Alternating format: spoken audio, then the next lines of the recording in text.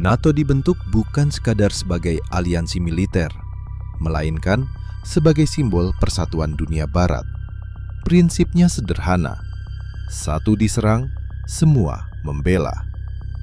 Namun di bawah kepemimpinan Trump, Amerika Serikat membawa perubahan radikal dalam kebijakan luar negerinya. Trump tidak melihat aliansi sebagai ikatan strategis jangka panjang, melainkan sebagai transaksi kekuasaan. Siapa yang memberi keuntungan bagi Amerika akan didukung. Siapa yang menghambat kepentingan Amerika akan ditekan, bahkan jika itu adalah sekutu sendiri. Doktrin America First menjadi fondasi dari semua kebijakan ini. Dalam doktrin tersebut, hukum internasional bukan prioritas, multilateralisme dianggap beban, dan aliansi militer dilihat sebagai alat dominasi. Konsekuensinya mulai terasa ketika Amerika melakukan intervensi sepihak di Venezuela. Penangkapan Presiden Nicolas Maduro oleh Operasi Amerika menjadi titik balik penting. Washington menyebutnya sebagai langkah demokratis. Namun bagi banyak negara NATO, itu adalah pelanggaran terang-terangan terhadap kedaulatan negara lain.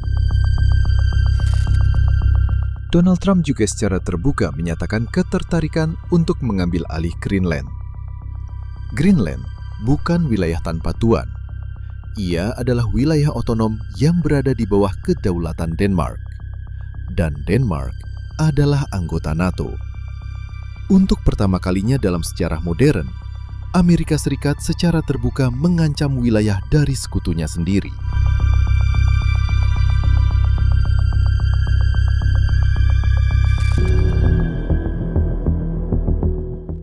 Denmark. Perdana Menteri Denmark menyatakan bahwa Greenland tidak untuk dijual, dan setiap upaya Amerika untuk mengambil alih wilayah tersebut akan menjadi akhir dari NATO itu sendiri. Pernyataan ini bukan retorika emosional. Ini adalah sinyal diplomatik tingkat tertinggi. Denmark secara tidak langsung menyatakan bahwa Amerika telah melanggar garis merah aliansi.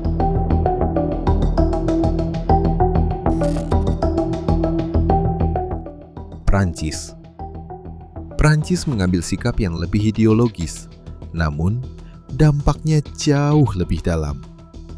Presiden Prancis menyebut NATO sebagai aliansi yang mati otak. Bukan karena kurangnya kekuatan militer, tetapi karena hilangnya koordinasi, kepercayaan, dan kepemimpinan yang dapat dipercaya. Bagi Prancis, kebijakan Trump telah merusak multilateralisme global. Amerika dianggap bertindak sepihak, meninggalkan sekutu tanpa konsultasi, dan menggunakan NATO sebagai perpanjangan kepentingan nasionalnya sendiri. Prancis kemudian secara terbuka mendorong agar Eropa membangun kemandirian strategis.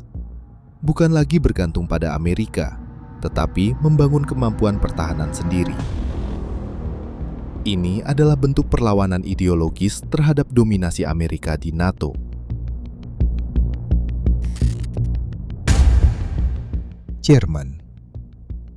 Jerman mengambil jalur yang lebih tenang, namun justru lebih berbahaya bagi Amerika. Berlin menegaskan bahwa kedaulatan negara tidak dapat ditawar dan aliansi militer bukan alat dominasi satu pihak. Jerman menolak intervensi Amerika di Venezuela, mendukung penuh Denmark dalam isu Greenland, dan mulai mempercepat diskusi tentang masa depan pertahanan Eropa tanpa Amerika.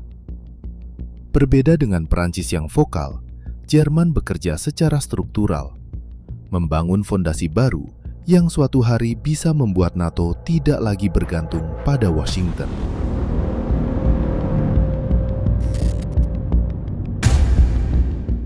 Inggris yang selama ini dikenal sebagai sekutu paling setia Amerika, juga menarik garis batas yang jelas.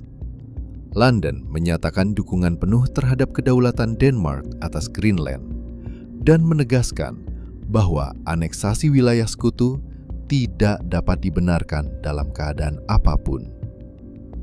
Inggris tidak secara frontal menyerang Trump, namun sikapnya jelas. Bahkan sekutu terdekat Amerika tidak bersedia mengikuti ambisi sepihak Washington.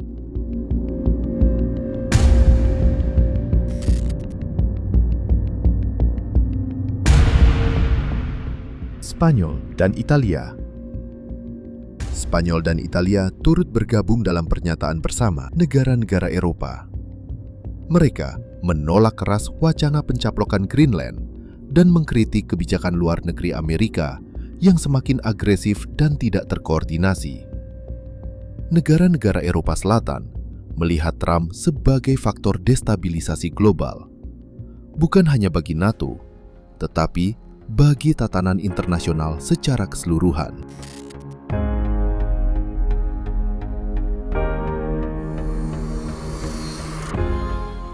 Untuk pertama kalinya sejak Perang Dingin, Amerika Serikat tidak lagi dilihat sebagai pemersatu aliansi, melainkan sebagai sumber konflik internal.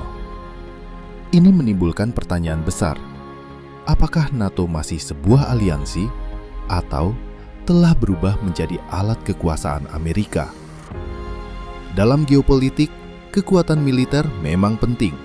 Namun, legitimasi, kepercayaan, dan konsistensi jauh lebih menentukan. Hari ini, negara-negara NATO mulai menyadari bahwa kekuatan yang memaksakan kehendak pada akhirnya akan berdiri sendirian. Aliansi tidak runtuh karena musuh dari luar. Aliansi runtuh karena ketidakpercayaan dari dalam. Dan di balik perpecahan NATO hari ini, dunia sedang menyaksikan satu pelajaran penting, bahwa bahkan kekuatan terbesar di dunia tidak kebal terhadap konsekuensi dari ambisi yang berlebihan.